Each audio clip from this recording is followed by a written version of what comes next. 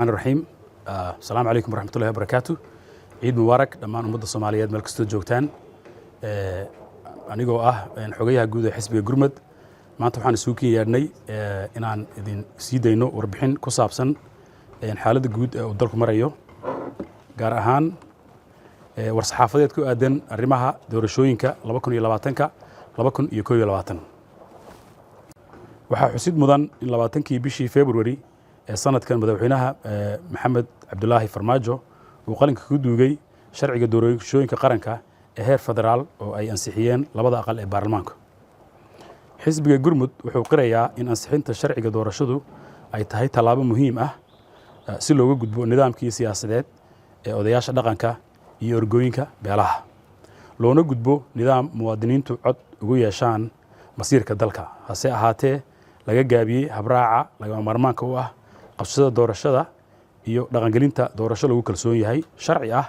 madax bannaan waqtigii loogu talagalayna ku dhacda sida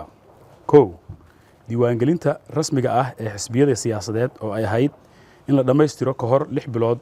doorashooyinka qaran intaysan dhicin 2020ka 2021 number 2 astaynta goobaha doorashooyinka iyo maareynta farsamada doorashada qof iyo cod ah sida qorsheynta iyo isticmaalka tiknoolajiyada biometric xilliga diiwaangelinta oo waqti badan dhaqaale iyo tababar badan u baahnayd. Lambarka 3 maqnaanshaha Somaliland oo muhiim u ah diiwaangelinta una baahnayd xal siyaasadeed oo adag ilaa iyo haddana aysan dhicin wax wada hadal labada dhinac ah oo suurtagelisa diiwaangelinta codbixiyayaasha. Number 4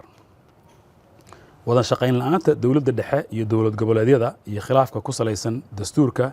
iyo nidaamka federaaleynta dalka oo aan weli xal loo helin. Number 5 xaaladda amni ee gobolada iyo degmooyinka dalka qaarkood oo aan suurtagal ahayn in la sameeyo diiwaangelin maadaama aan la sugi karin ammaanka codbixiyayaasha. Number 6 guddiga amniga doorashooyinka guud oo ay ahayd in la dhiso October 2019 sida ku xusan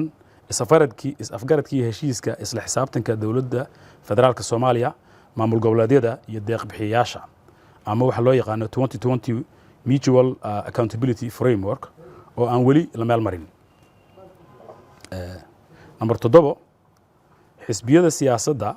ururada bulshada rayidka ah iyo warbaahinta oo doorkoodii la laalay amaba aan qayb ka ahayn geedi socodka doorashada 2020ka 2021 sidaa awgeed waxa uu xisbiga Gurmud si cad u dhaliilayaa dawladda dhexe oo ka gaabisay hawlihii loo igmaday ee mudnaanta lahaa gaar ahaan xilligan kala guurka ah iyadoo ku mashquushay in la caburiyo ama loo cagajugleeyo cid walba oo ka aragti duwan ama ay dareento inay khatar ku tahay damaceeda siyaasadeed ee ah inay xukunka sii dhaaraysato. ugu dambeyn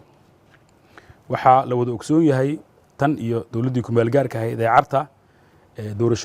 doorashooyinka dalku inay ahaayeen qori isku dhiib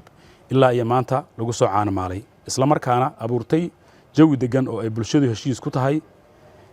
muhiimna u ah dhammaystirka goodi socodka dib u heshiisiinta xoojinta nabadda iyo dimuqraadiyadda. sidaa darteed xisbiga Gurmud waxa uu cadeynayaa inaan marnaba la aqbali karin in madaxda dawladda federaalku xilku kasii dhamaanayo ay samaystaan muddo kordhin